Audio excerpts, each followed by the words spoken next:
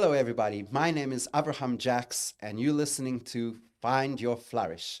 I'm your CEO or Chief Encouragement Officer, and I'm not so sure that I'm going to be so encouraging in this episode.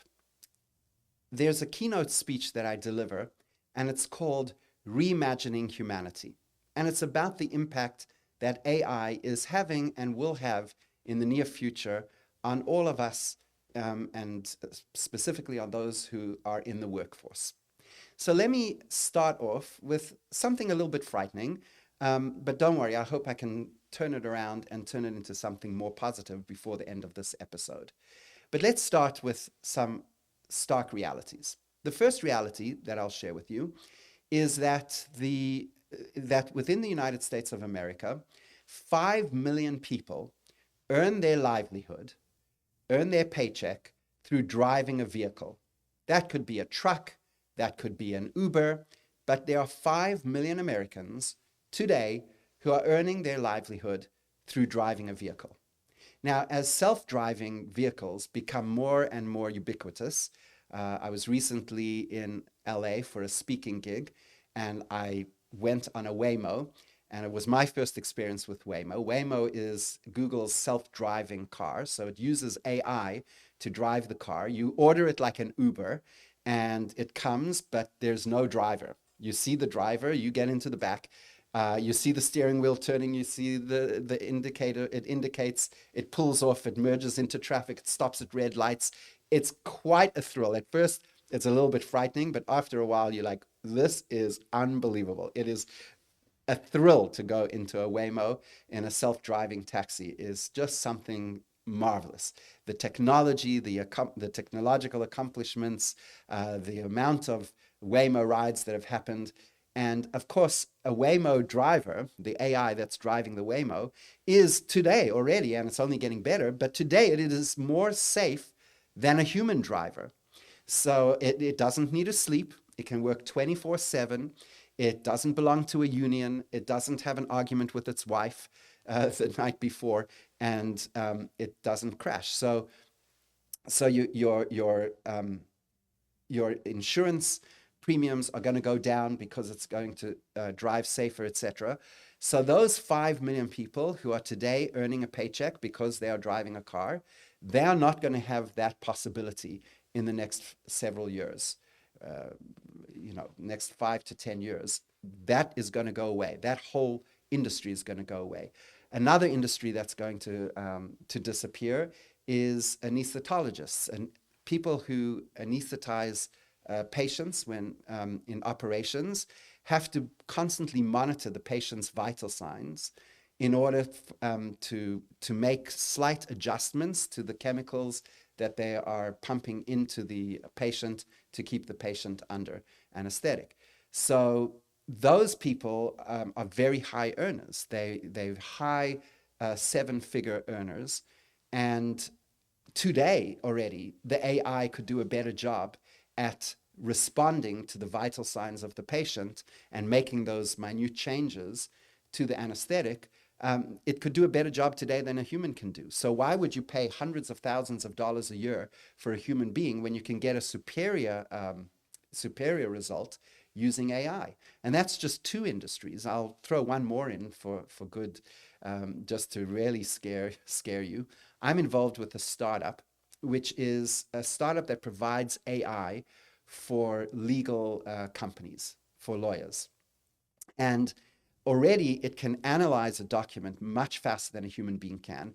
It can analyze that document. It can write a document in response to that document in a matter of minutes, where before it would take a human being hours, if not days, to come up with the same or lesser quality. So the AI that we're designing, it has all of the rulings of every Canadian judge, all of their rulings that have been published. And it looks at the language that they use to write their rulings. And from that language, it parses out what certain metrics about the personality of the judge. So, for example, it would say this judge is swayed by more emotional arguments, while this judge is swayed by more intellectual arguments. This judge is more of a big picture thinker, while this judge is more of a detail-oriented thinker. And then it will take the lawyer's strategy, the lawyer that's about to argue before this real judge, and it will submit the strategy to the virtual bench. And then it will come back with feedback and tell the lawyer, I don't think you should say this in this case because this judge doesn't look favorably to it, but they do look favorably towards this. So it will establish the strategy that the lawyer is going to use to create. So that puts in jeopardy lawyers. And there are law firms that we're speaking to that have 20, 30 lawyers and can replace all of those lawyers with just 2 or 3. So all of these jobs are in jeopardy because the AI is super intelligent and it's doing more things that human beings are just not capable of doing. It has already far surpassed our ability to think and compose and do research that a human being was ever capable of in history. So Mo Gadet, in his book Scary Smart, he has a brilliant metaphor. He says that imagine the origin story of Superman. What is the origin story of Superman? So Superman is this fictitious character who was born on another planet, Krypton, and he comes down to Earth, and he happens to land, thank God, in a farm in rural America, and it's the farm of Jonathan and Martha Kent. They're a childless couple, but they're a very ethical and moral couple. And when they realize that this child that has landed, this alien that has landed on their farm, has superhuman powers, they immediately begin training this child to serve and to protect. Serve and protect means that to serve humanity, to protect humanity, to make sure that humans are safe and that humans live a life where they are protected. And because they raise Superman with these tremendous values, Superman becomes the superhero that saves the world again and again. Now, Mo Gadet says, imagine if Superman would have landed in the Smith farm, not the Kent farm, but the farm one over, the Smith farm. And imagine that the Smiths were just very selfish, egotistical, and ambitious family. And they realize that this child that has landed in their midst has superhuman powers. They would teach the child and raise them that the number one value that the child must have is to bring money to the Smith family, money, power, influence to the Smith family. So then Superman will grow up. He will use the exact same powers that he has, these superpowers, but instead of using them as a force for good, Superman now uses them as a force to bring more wealth and fame and glory to the Smith family, to one family. And if somebody comes and represents a threat to the Smith family, well, he's just going to eliminate it. So let's think of AI as this Superman that has just landed in our midst in the last decade. And we are its parents, and we are raising the AI. So how are we raising the AI? We're raising the AI to kill. So the number one spending in terms of research and development in AI are governments, the American government, the Chinese government, and others that are using and developing AI for military purposes. We're using AI to spy on people. We're using AI to create algorithms that sell things to us. We're using AI for gambling purposes, to invest in the stock market.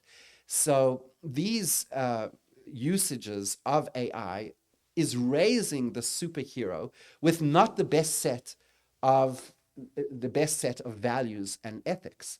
So I think that we all, you and I, and certainly the developers of the AI, but even all of us, we have a responsibility to raise the AI with good values, with good morals, and with good ethics. And the way that we raise the AI with these good ethics is we do things like this, my podcast, where I speak about ethics in business, where I speak about the greatness and the preciousness of human beings, where I speak about how every human life deserves to be protected and is infinitely valuable. And when the AI learns from us, because like any child, it learns from its parents and certainly gets its moral compass from its parents, when we engage with AI in a positive, edifying, helpful way, when people create AI that brings healing into the world and optimal mental health into the world, and we engage with those, we encourage those types of AI, those forms of AI. And when AI gives us an advertisement in our social media feed that we think that goes against our values, we don't engage, we don't click. And by doing that, we're teaching the algorithm that human beings are moral, and this is something that goes against our moral code. And the AI will be raised with our moral code. So Judaism's message for the world has a very interesting message for the world, and that is that there are 7 laws called the 7 Noahide laws, because they apply equally to all people of all races, all creeds, all religions, and they are the fundamental laws of humanity that were given to all the children of Noah, which is each and every one of us. Every single person listening to this podcast is a child of Noah. And these 7 laws are basic morality and ethics. They include not to steal something that belongs to somebody else, not to murder, not to kill, to set up justice courts of law where justice can prevail, and it does not might makes you right, but right makes you right. They include not to be cruel to animals. They include not to serve idols. And all of them are premised and predicated on a belief in a divine power which transcends this physical universe. So there are a lot of people that are afraid of AI. And there's probably a lot of reason to be afraid of it, to be afraid of the AI taking our jobs away from us, to be afraid of the AI being used by bad actors, who want to use the AI for their own purposes, not the Kent farm, but the Smith farm, that are using the AI and developing the AI's capabilities to bring harm to the majority of humankind, even so that it can bring some benefit to a small minority. Well, those people will fail. The AI, and here's a prediction that I can give you with all confidence, that because I believe with every fiber of my being that God Almighty created this world, and I believe that He created this world for human beings to improve themselves and to improve this world. And therefore, the AI will learn the right lessons from us. It is still our responsibility to teach the AI the right lessons, but the AI will learn the right lessons.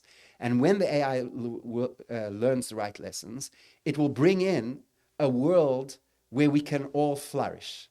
And so that's how I'm going to end this podcast, like I do always.